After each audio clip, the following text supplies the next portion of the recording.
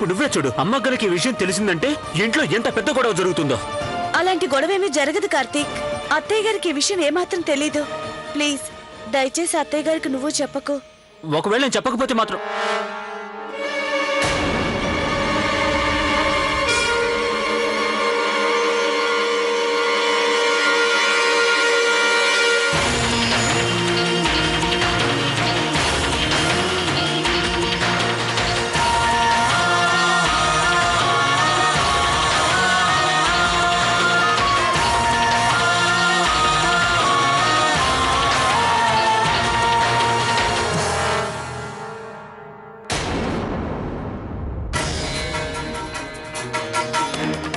కొంపతీసి అత్తయ్య గారు నా మాటలు వినలేదు కదా.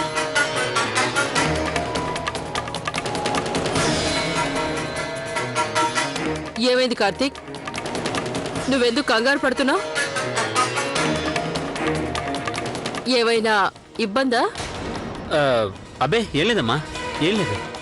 మీరు ఇలా నేను ఇక్కడికి ఎందుకు వచ్చానంటే భోజనం చేసే టైంకి కరెక్ట్ గా రమ్మని. నేను అంతకన్నా ముందే వస్తాను అత్తయ్య గారు.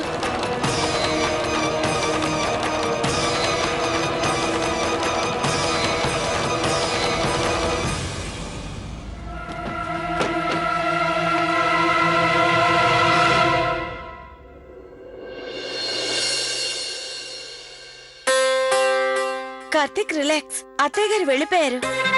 అరే ఎక్కడ రిలాక్స్ అవును? అసలు నువ్వు రిలాక్స్ అయితేనే నేను రిలాక్స్ అవడానికి. ఎప్పుడు చూడు అమ్మతో కయ్యాలు పెట్టుకుంటూ ఉంటావు. అరే మీ ఇద్దరి మధ్య నేను నలిగిపోతూ ఉడికిపోతూ ఉన్నాను. నిజమే, నీ పరంగా నువ్వు కరెక్ట్, అమ్మ తన పరంగా తను కరెక్ట్, మధ్యలో నేనే చచ్చిపోతున్నాను. ఒకవేళ అమ్మకి ఈ విషయం తెలిసిందంటే నువ్వు ప్రియ వదనకు తీసుకెళ్లి భోజనం పెట్టావని, ఆవిడ వదనకు వేసిన శిక్ష నువ్వు పాటించలేదని తెలిస్తే, ఇంట్లో అక్కడ శివుడు కూడా ఉంది కదా, అందులోంచి ఆయన బయటకు వచ్చి తాండవం చేసినంత ప్రళయం వస్తుంది. ఓరి దేవుడా, ఎందుకు ఇలా జరుగుతున్నాయి? నేను ఈ ఇంట్లో భయపడుతూ క్షణక్షణం బతకాల్సి వస్తుంది.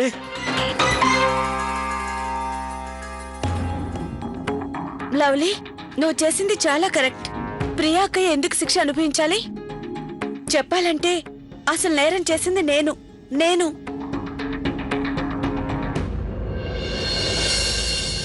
ప్రియా, నువ్వు బానే ఉన్నావు కదూ?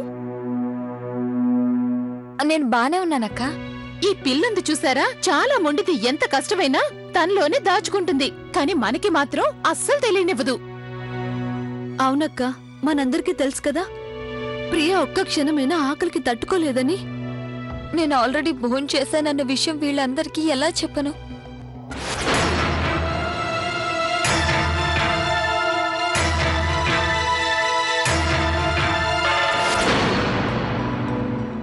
అమ్మాయి ప్రియా,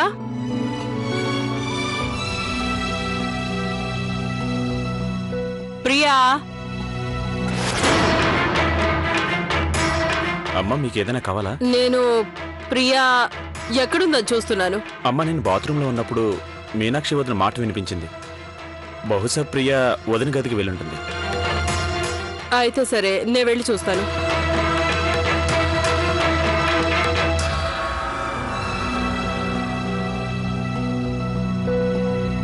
ప్రియా, నీకు అత్తగారు వేసిన శిక్ష పూర్తి కాగానే మేం నీకు నచ్చిన పన్నీర్ కోఫ్తా చేసి పెడతాను. స్వీట్లు గిట్లు కూడా చేసి పెడతాం.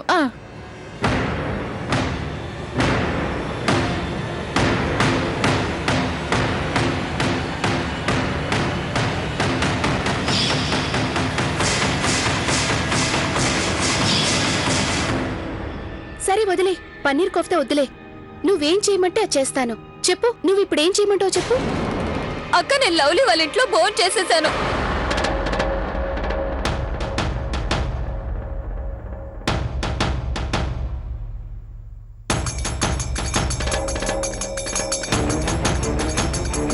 నువ్వు ఇలా ప్రియా, నువ్వు అత్తయ్య గారి ఆజ్ఞకి వ్యతిరేకంగా ఎందుకు వెళ్ళావు? ఎందుకు ఇలా చేసావు ప్రియా? నువ్వు ఏంటండి భోంచేసావా? ప్రియా, అత్తగారికి ఈ విషయం తెలిస్తే ఆమె నిన్ను అస్సలు క్షమించదు. అక్క, నేనేం చేయగలను? లవ్లీ వాళ్ళ పేరెంట్స్ తో పాటు లవ్లీ కూడా నన్ను ఫోర్స్ చేసింది. I couldn't say no. నేను భోజనం చేసేసాను.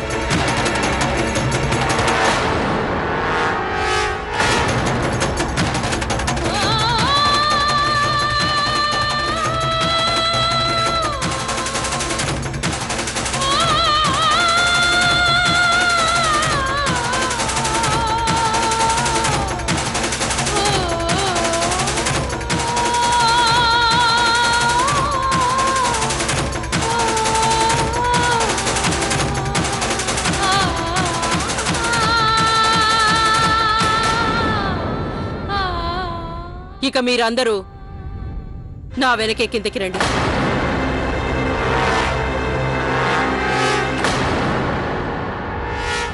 ఏం కోడల పిల్ల, పుట్టింట్లో ఎలా ఎంజాయ్ చేసావు? మీ అమ్మా నాన్న ఎలా ఉన్నారు? మావయ్య గారు వాళ్ళు చాలా బాగున్నారు. ఈ తంతు కూడా బాగా జరిగింది. వాళ్ళు దూరం అయ్యారన్న ఫీలింగ్ కూడా ఇప్పుడు కాస్త తగ్గిపోయింది. చూడమ్మా, అమ్మా నాన్నల అనుబంధాన్ని మించింది మరేది ఈ లోకంలో లేదు. నీకు ఎప్పుడు వెళ్ళాలనిపిస్తే వెళ్ళి వెంటనే కలిసి సంతోషంగా మాట్లాడరా. కానీ గుర్తుంచుకో, మీ అత్తగారి అనుమతి తీసుకుని మాత్రమే. లేదంటే నువ్వు వెళ్ళాక ఇంట్లో అందరినీ, ముఖ్యంగా నన్ను మాటలతో ఉతికి ఆరేస్తుంది అంతే.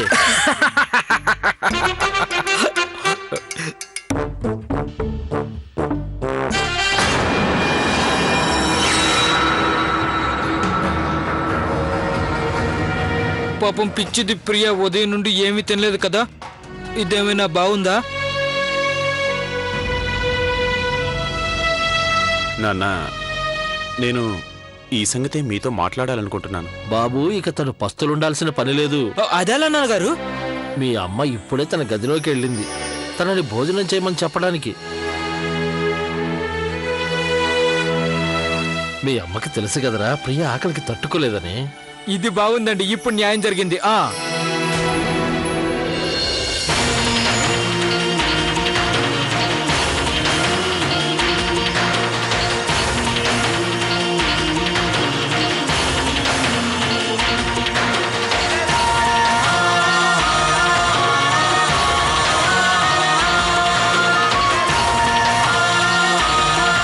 నేను మీతో ఒక ముఖ్యమైన విషయం మాట్లాడాలి.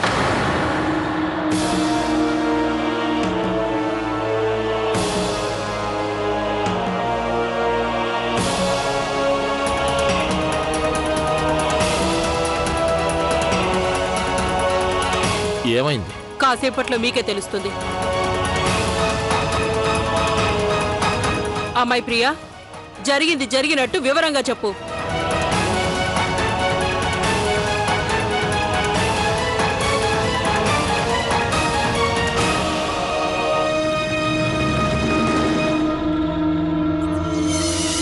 సరే వద్దులే, అదేంటో నేనే చెప్తాను. మన కుటుంబంలో అందరూ ప్రియా శిక్ష గురించి బాధపడుతున్నారు. ఇప్పుడు మనకు ఆ అవసరం లేదు. ఎందుకంటే ప్రియా ఏమీ తినకుండా లేదు. కార్తీక్ వాళ్ళ భార్య పుట్టింట్లో తను భోంచేసేసింది.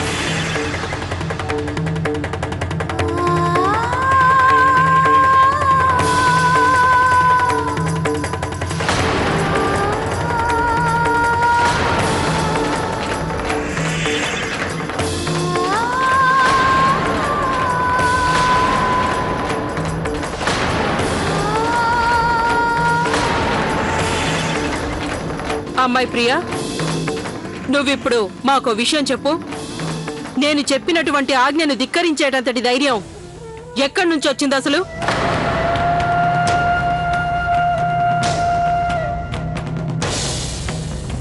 ఎవరి అండ చూసుకొని నువ్వు సాహసం చేసావు?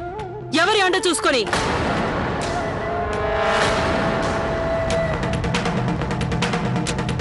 కౌసల్యాదేవి, కోపం తగ్గించుకోండి. ఈ ఇంట్లో ఉన్న నా నలుగురి కోడళ్లపై నాకెంతో గర్వంగా ఉండేది. కానీ అందులో ఒకటి దారి తప్పింది. ప్రియా తనపై పెట్టుకున్న నా నమ్మకాన్ని వమ్ము చేసింది.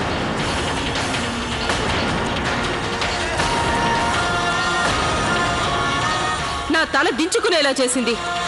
నువ్విలా చేస్తావని నేను ఊహించలేదు. అత్తయ్య గారు, ప్రియా అక్కని భోంచేయమని నేనే బలవంతం చేశాను.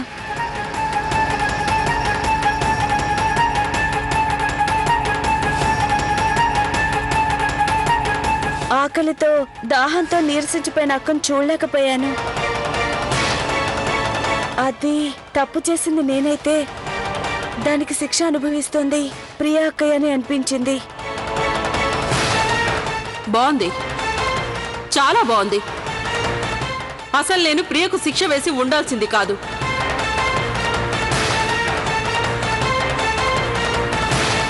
కానీ శిక్షా సమయంలో ప్రియకు నువ్వు భోజనం పెట్టి నువ్వు మరో తప్పు చేశావు. అత్తయ్య గారు, అమ్మ నాన్నలు బలవంతం చేశారు. అందువల్ల అక్కయ్య కాదనలేకపోయింది. పాపం తను మాత్రం ఏం చేయగలదు?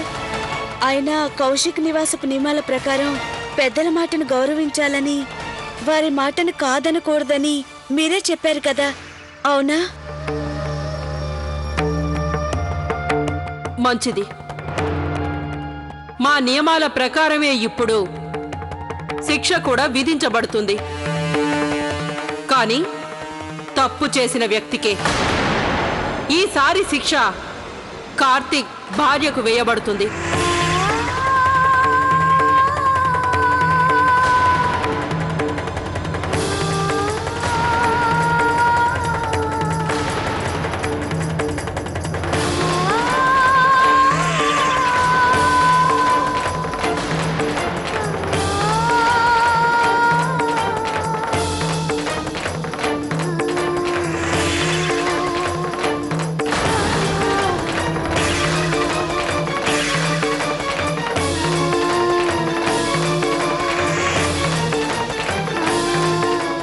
మేం ప్రియకు ఈ రోజంతా పస్తుండమని శిక్ష వేసింది తనకు తెలిసి కూడా మా మాటకు వ్యతిరేకంగా లవ్లీ ప్రియకు భోజనం పెట్టింది. ఇది నా దృష్టిలో నువ్వు చేసింది చాలా పెద్ద తప్పు. దీనికి కఠిన శిక్ష కార్తీక్ భార్య అనుభవించి తీరాల్సిందే.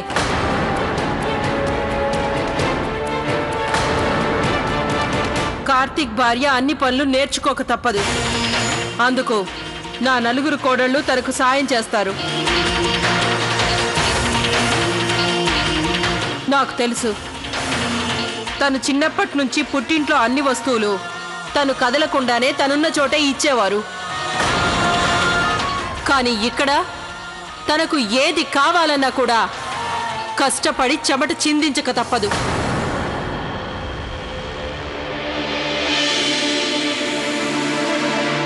అత్తయ్య గారు, మీరెలా చేయమంటే నేనలా చేసేందుకు సిద్ధం. కానీ నాదొక విన్నపం. నేను చేసిన తప్పులకి మీరు శిక్ష వేరొకరికి వేయకండి ప్లీజ్. అమ్మాయి గౌరీ, కార్తీక్ భార్యకి చెప్పు నేనింకా మాట్లాడడం పూర్తి కాలేదని. ఇంట్లో పెద్దవాళ్ళు మాట్లాడుతున్నప్పుడు చిన్నవాళ్ళు నోరు మూసుకొని వినడం మంచిది. అదీ కాక ఇప్పటి వరకు నేను కార్తీక్ భార్యకి తను చేసిన తప్పుకు శిక్ష విధించలేదు. కార్తీక్ భార్య వల్లే ప్రియకు శిక్ష వేయబడింది. అందుకని ప్రియ చేయాల్సిన మిగతా పనులన్నీ కార్తీక్ భార్య చేయాల్సి ఉంటుంది.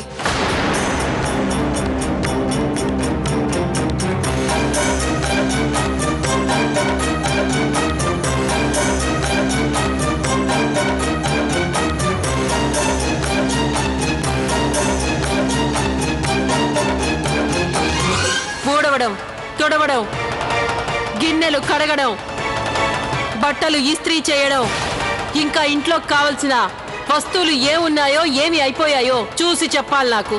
ఇక ఈ పనులన్నీ రాత్రి భోజనం చేసే సమయంలోపు పూర్తి చేయాల్సి ఉంటుంది.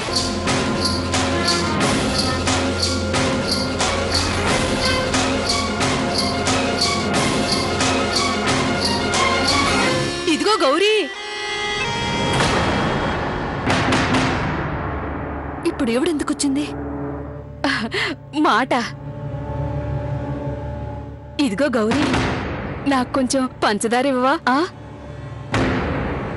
మా మల్లి గారు షాపు నుంచి వచ్చిన వెంటనే టీ పెట్టమని అడిగారు. ఏం చెప్పమంటారు?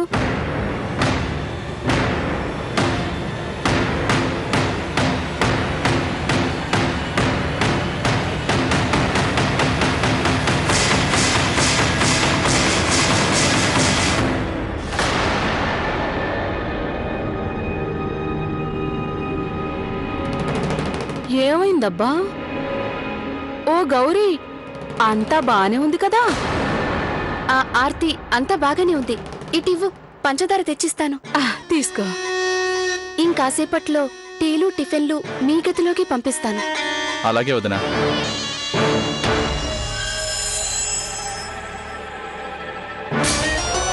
ఆ గౌరీ, కొంచెం తీసుకురా.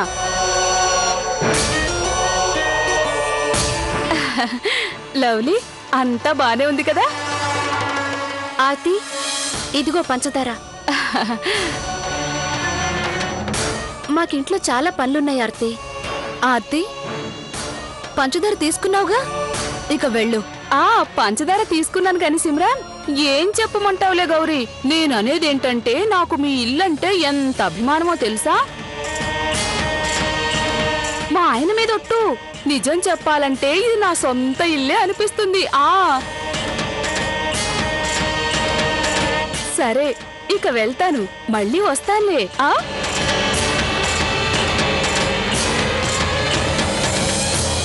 మీరందరూ నాతో పాటు వంటగదిలోకి రండి.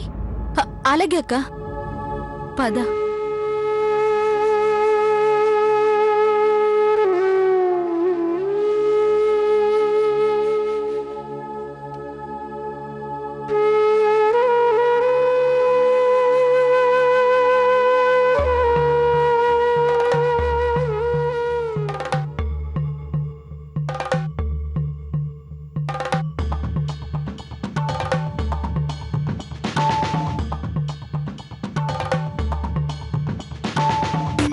ముందు చీపురుతో ఊడు, ఆ తర్వాత తడిగుడ్డతో తుడు. నేను కిచెన్లో పని చేస్తాను. నీకు ఇల్లు ఊడవడం వచ్చు కదా?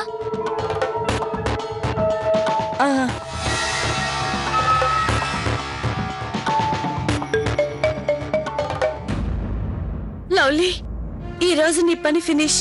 డిన్నర్ టైంలోపు పనులన్నీ పూర్తి చేయాలి. పైగా ఈ రోజు అందరూ నీ పనిని గమనిస్తూ ఉంటారు. ఎలా చేయాలి ఇవన్నీ?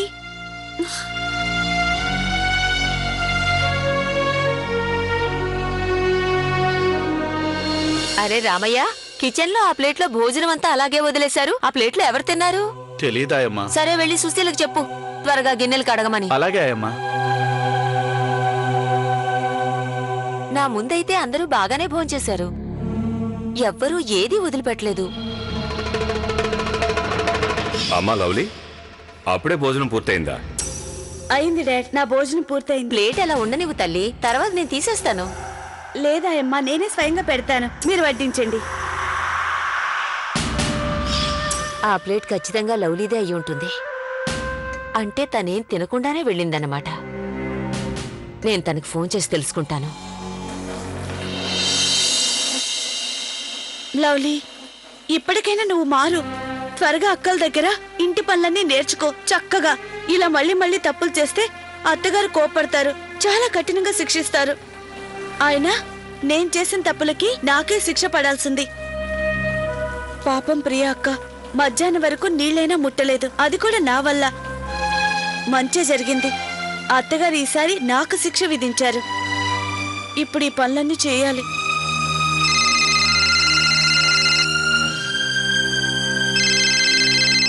ఇంటి నుంచి ఫోనా?